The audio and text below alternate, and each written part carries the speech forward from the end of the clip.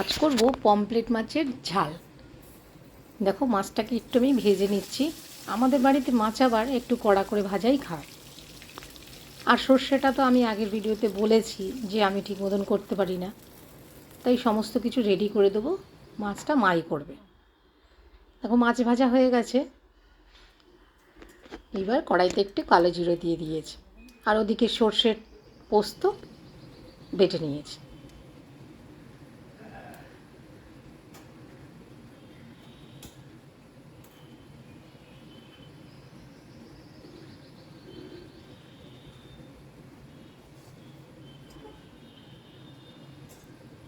এবার হালকা করে মাছটাকে ওপরে দিয়ে সর্ষে বাটাটা দিয়ে দিতে হবে।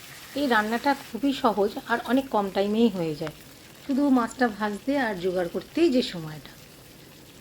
আর সর্ষে পোস্তর মধ্যেই নুন, হলুদ, লঙ্কার গুঁড়ো সবই দেওয়া হয়েছে, আর ওপর থেকে একটু কাঁচা লঙ্কা, আর সর্ষে পোস্তর মধ্যে কিছুটা কাঁচা লঙ্কাও বেটে নেওয়া হয়েছে।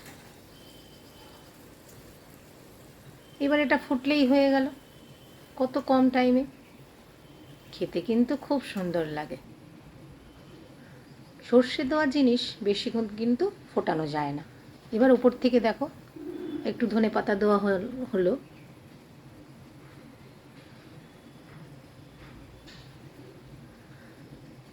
এখনো পর্যন্ত ধনেপাতায় খুব সুন্দর একটা সেন্ট আছে, আর কিছুদিন পর এটা আর থাকবে না।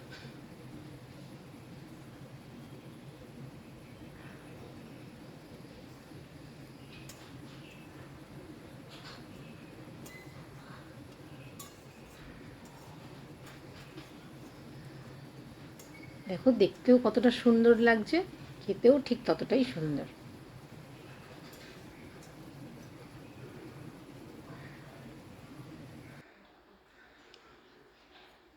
একটুখানি ফোটানোর পর আমি নামিয়ে নিয়েছি। দেখো এই রকম করতে হবে, একটু গামাখা গামাখা টাইপ।